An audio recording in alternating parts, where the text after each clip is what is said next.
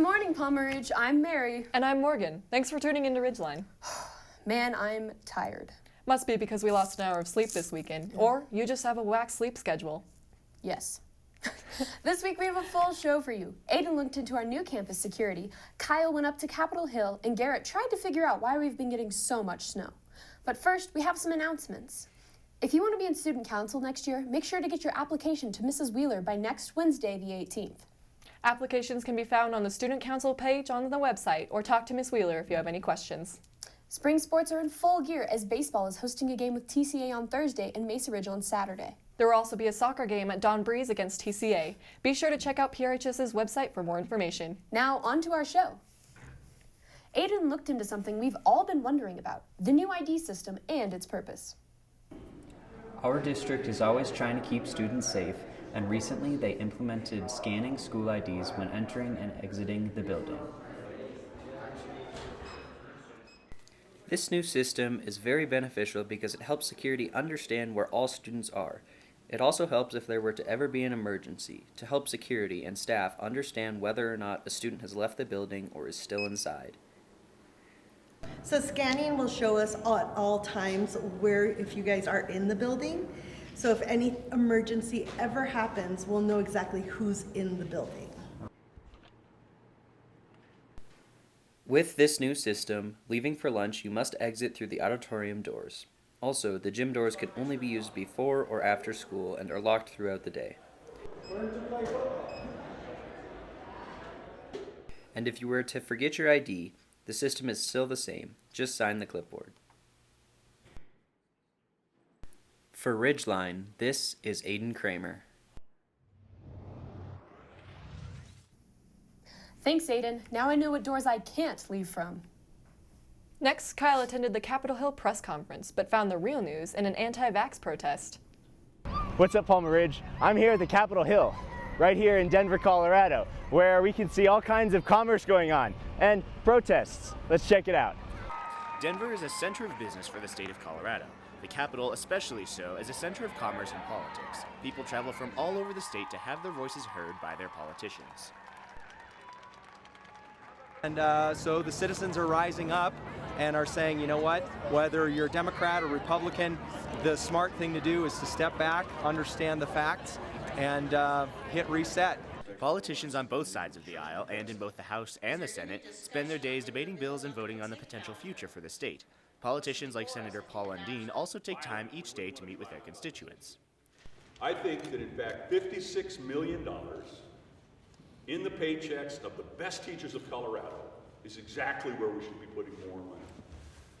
Remember, you have the power to shape the future. Write to your congressman or representative, or take time to meet with them on Capitol Hill. For Ridgeline, this is Kyle Ketchel. Thanks, Kyle. It's interesting how the news can be shot out of nowhere. Finally, Garrett looked into why we're getting so much snow. In February, we probably had the most consecutive snowstorms in a long time. So I got to thinking, why is that? Well, I found out. Scientists are calling the excessive amounts of snowfall we are getting the polar coaster.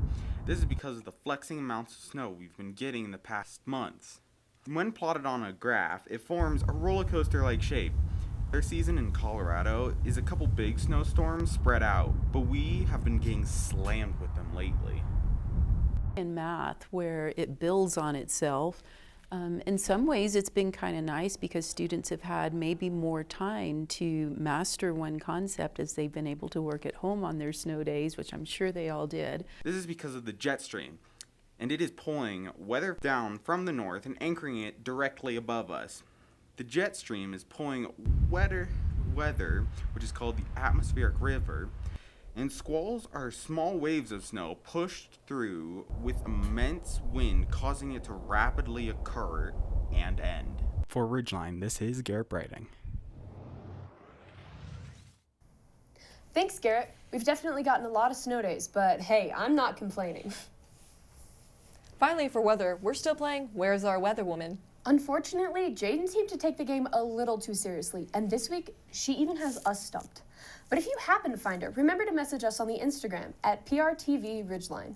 So we'll be doing the weather from in here. How's it looking in here, Mary? Well, according to the satellite, we have a lot coming in this week, but it looks like most of it will be over western Colorado. Thankfully, the mountains will hold back most of the snow, so we'll probably end up with just a bit of rain. The 5 days shows that this week will be pretty cloudy with a chance of rain later in the week. It'll be warming up a bit, but it will still be in the low 50s. At night, it will get down to freezing. Well, remember, to get back to the sunshine of summer, you must first weather through this week. Actually, Mary, it's Colorado where the weather changes every 5 minutes. Oh, right. This week, we got some great pictures. Congrats to the Science Olympiad team who recently competed at CSU Pueblo. They qualified 2 teams for state and are celebrating Leap Day. Wow, that's cool. The Bear Truth's editor, Emma Gustafson, and assistant editors, Ridgeline's own, Kyle Ketchell, attended the Capitol Hill press conference meeting Governor Jared Polis. They also met Representative Barbara McLaughlin and Senator Paul Lundeen. Finally, Julia Matson sent us a picture from Mr. Campbell's French class. Looks fun, you guys. Seriously, though. Well, that's all we have for you. Have a great week, and we'll see you next time.